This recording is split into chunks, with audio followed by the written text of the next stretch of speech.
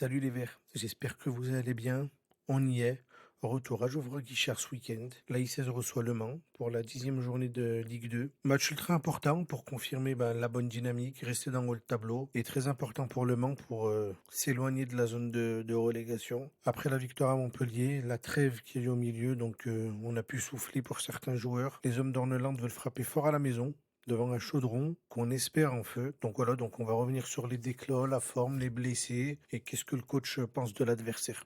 Alors avant de commencer, sachez qu'avant chaque match, je publie des shorts, format d'une minute, donc c'est pour ça qu'on peut revoir le même support. Donc là, je vais utiliser les déclarations du coach hier sur l'avant-match. Donc dans un premier temps, il nous a parlé des blessés, de la trêve. Donc à part Bato Binsika qui est de retour aujourd'hui, tous les internationaux sont là et en forme. Donc ça, c'est une bonne chose. Et point noir de cette trêve, même si ça avait été énoncé après Montpellier, Lamba s'est fait opérer, il me semble que c'est une pubalgie. Et Orneland nous dit qu'il sera absent pour une période difficile à estimer. J'espère qu'il reviendra vite parce qu'on a un gros mois de novembre qui nous attend. Et Gadegbekou a retrouvé les séances et Lassana Traoré devrait en faire de même dès la semaine prochaine. Bon, Gadegbekou Traoré, c'est bien, ça enrichit l'effectif. Mais la blessure de Lamba, elle fait très mal. Elle fait très mal parce que l'UNAD est en forme quand même. Malgré les deux buts de saison de Nadé et le premier match. Depuis, il s'est repris et les deux, ils étaient en forme. Ils formaient une charnière vraiment complémentaire et son absence, elle peut nous faire du mal.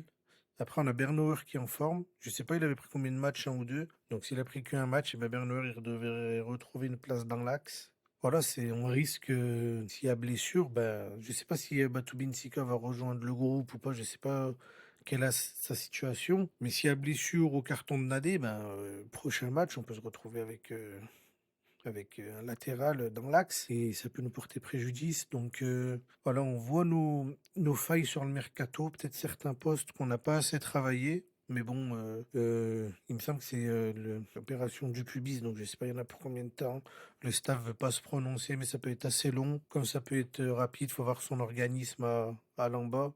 Mais s'il revient pas avant début novembre, on a deux gros déplacements en novembre. On reviendra dessus dans une autre vidéo qui vont nous faire très mal. Donc voilà, j'espère que ça va aller vite, qu'il va vite se soigner parce que il va falloir qu'il retrouve le rythme si c'est une longue absence. Et son binôme avec Nadé va nous manquer parce que c'était très complémentaire, pardon, et surtout c'était très fort. Donc à voir, et sur le reste, on aura tout le groupe. Il me semble qu'il parle de Jaber aussi, qui dit que Jaber va bien. Donc s'il va bien aussi, on verra le groupe ce soir. Mais voilà, le gros point noir, c'est que Lamba est blessé, mais sinon tout le monde, donc tout le monde va bien. Donc à voir le groupe et la compo.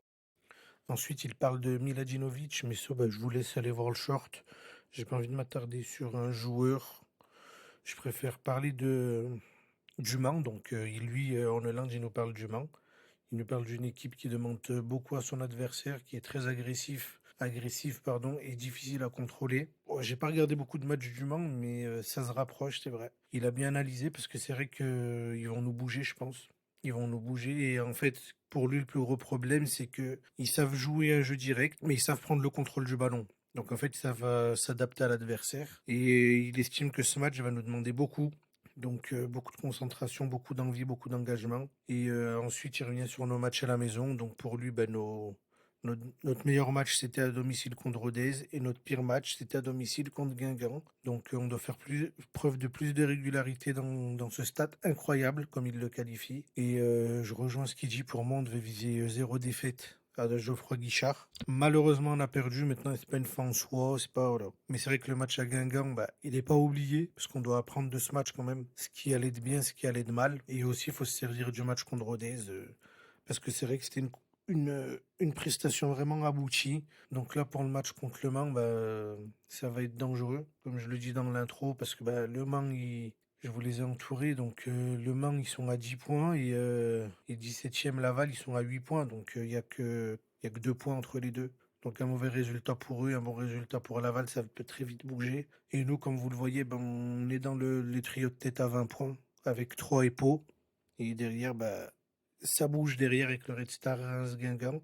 Mais voilà, faut pas sous-estimer Le Mans. Certes, on part favori, on est à domicile, mais eux, ils jouent leur survie en fait. Enfin, ils jouent leur maintien et ils veulent s'éloigner de cette zone de relégation avec pas beaucoup de points entre les équipes. Donc voilà, ils vont pas venir pour faire figuration et pour visiter Geoffroy Guichard. ils vont venir pour nous faire mal et pour nous gêner, en fait. Donc, comme le dit le coach, il va falloir de l'envie parce que c'est vrai, nos débuts de match ces derniers temps, ils sont vraiment, vraiment, vraiment ennuyeux. Vraiment ennuyeux. On sait pas prendre le jeu à notre rythme, à notre compte. L'adversaire, il comprend ce qu'on veut faire et il a juste à essayer de nous bloquer, en fait. Et nous, on a du mal à s'en sortir. Donc voilà, et ça, c'est pas la tactique, c'est pas la technique, c'est juste dans l'envie. La motivation, l'envie, l'agressivité, aller au duel, aller au duel, aller au duel, vraiment. Si on gagne les duels, ben ça va aller tout seul, on va récupérer beaucoup plus de ballons, beaucoup plus haut et notre jeu va pouvoir se mettre en place. Ensuite, je voulais revenir, bon, je vous l'affiche pas, mais voilà, David Tachvili aussi, il a dit quelque chose qui me fait plaisir. Bon,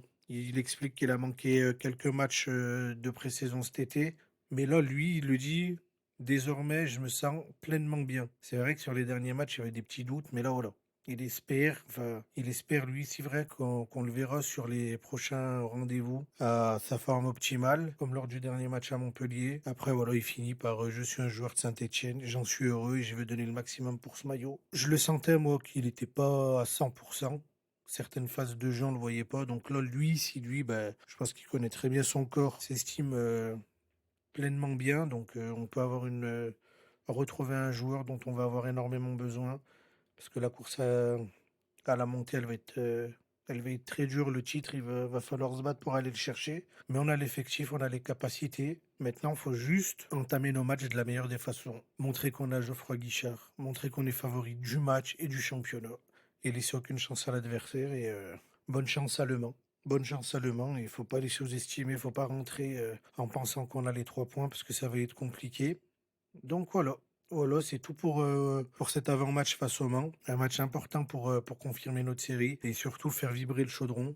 Donc dites-moi en commentaire vos pronos et selon vous qui sera le joueur clé de demain. Moi, bon, Stassin, David Tachvili, je les attends beaucoup. Et comme d'hab, eh ben, le like et l'abonnement, ça fait toujours plaisir. En attendant, eh ben, rendez-vous sur TikTok ce soir pour l'annonce du groupe. Demain pour ma compo probable et la compo officielle. Quand je dis TikTok, c'est short aussi. Et enfin, bah, le match demain soir et le débrief dimanche dans la journée. En attendant, prenez soin de vous. Ciao, ciao.